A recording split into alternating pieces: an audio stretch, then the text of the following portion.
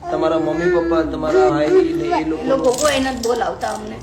અચ્છા, એ લોકો પણ નથી બોલાવતા? કોઈ નથી બોલાવતું, એ લોકો નથી બોલાવતા.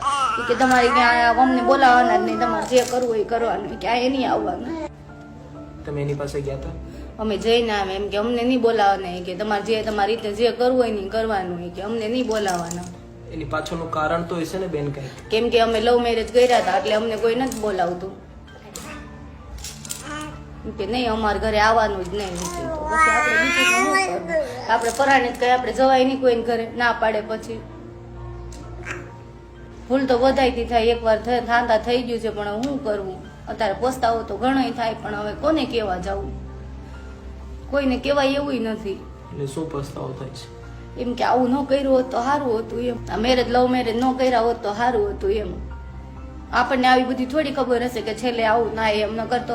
એ અમારા હારાય હતા, એનો કઈ વાંધોય નહોતો. જ્યાં હોસ્પિટલમાં લઈ ગયા ને તોય એમના કોઈ આવ્યા નહીં. તો પણ કોઈ વ્યક્તિ દુકાન એ લોકોના કોઈ આવ્યા જ નહોતા. એમ કે અમારે કાંઈ લેવા દેવા જ નથી, એટલે કોઈ ન આવ્યા. પછી અમારી રીતે અમે ત્યાંથી સિવિલમાંથી ત્યાં ઓલા પણ લઈ ગયા હતા અંતિમ સંસ્કાર કરવા. ઘરે નથી લાવ્યા અમે એને, કોઈ હતું જ નહીં મારી હારે, તો પછી કોણ આવે ગયો? બધું ત્યાં થઈ ગયું, ત્યાં જ વિધિત કરી નાખ્યું, બધું એમ જ કરી નાખ્યું હતું. પછી અમે વાંય કઈ કર્યું નથી હજી.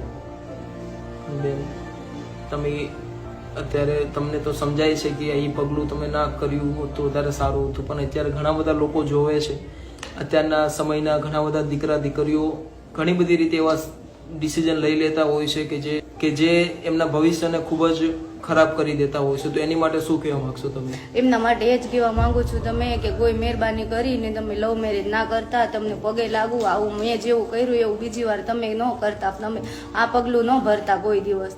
આમાં તમે પાછળ પસ્તાવાનો જ વારો આવે છે. આપણે બીજું કાંઈ નથી થતું. આપણને કોઈ બોલાવતું નથી, સમાજમાં આપણને કોઈ ગણતું નથી. પછી આપણે છેલ્લે રોવાનું જ આવે છે, બીજું આપણાથી કાંઈ નથી થતું. આપણને કોઈ બોલાવે નહીં, કાંઈ નહીં. પછી આવું થાય અમારા જેવું, પછી આપણને કોણ એમ કે તમે ઓરા હો એમ. પછી અત્યારે દીકરીઓને ખાવા પીવાનું એ કેવી રીતે બધું મેનેજ કરો છો? જે કાંઈ હતું થોડું કે અમારા પાસે ખાધું પીધું ને અમે વાપર્યું. હવે તો અમારા પાસે 2000 રૂપિયા પડ્યા છે, હવે તો કાંઈ છે નહીં અમારા પાસે. તો ઘરમાં રાશન જે અમારે થોડું ઘણું પહેલા અમારે દુકાન હાલતી ને તો એમાંથી બધું હતું ને પૈસા ટકા એ કાંઈક થોડોક દવામાં ખર્ચો કર્યો ને થોડાક છોકરીઓ હાટું રહેવા દીધા હતા. તો ત્યાં સુધી અમે આ બધું ખર્ચો ને બધું કર્યું. હવે તમારા પાસે એ નથી.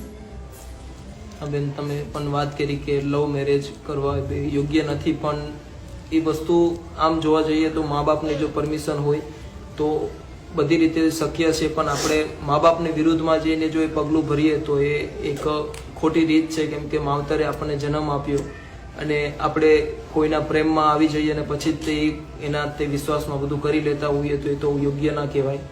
પણ તમે વાત કરી કે લવ મેરેજ પણ યોગ્ય છે, પણ જો મા બાપની અને ઘર પરિવારની બધાની પરમિશન હોય તો એ આપણે પગલું ભરી શકીએ છીએ. કે હવે મા બાપ ને બધા જો સાથે હોય તો આપણે કરી શકાય, બાકી નકર તો કોઈ આવું ના કરતા. અમારા ઘરમાં તો જો કાંઈ છે નહીં, આ એક ખાટલો છે, ફ્રીજ છે, આવું છે, બીજું કાંઈ છે નહીં. ભાડા પર છે? આ મકાન ભાડાનું જ છે અમારે. જે થઈ ચૂક્યું છે બેન, એને તો હવે અમે પાછું નહીં લાવી શકીએ અને